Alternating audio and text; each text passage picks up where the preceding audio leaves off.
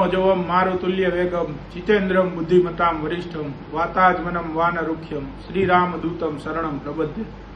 हनुमानजीना परम उपासक हनुमानजी महाराजना परम आशीषना कृपा पात्र एवा बागेश्वर धाम सरकार शास्त्री धीरेन्द्र कृष्ण राजकोट पधारी रह्या छे।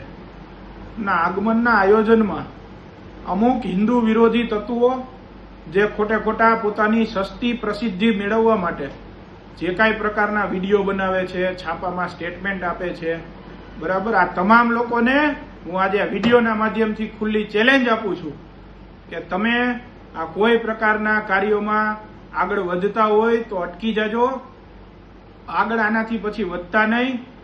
હું તમને ખુલ્લી ચેલેન્જ આપું છું, ધમકી આપું છું, ચેતવણી આપું છું। તમે જે સમજવું હોય સમજી લેજો।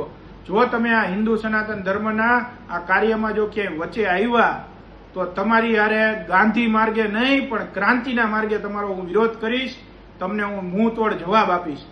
અને ભાઈ જયંત, તું તારી પેલા જ્ઞાતિ જાતિ નક્કી કરી લે।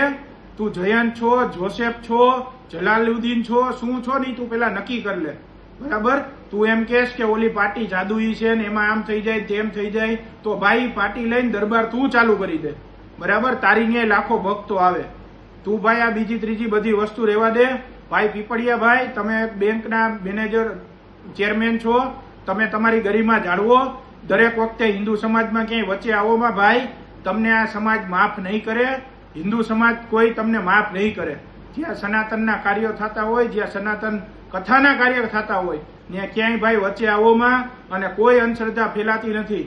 અને ભાઈ જયંત, તું નક્કી કરી મને કહેજે, તું જયંત છો, જોસેફ છો, જલાલુદ્દીન છો કે શું છો? જય સિયારામ।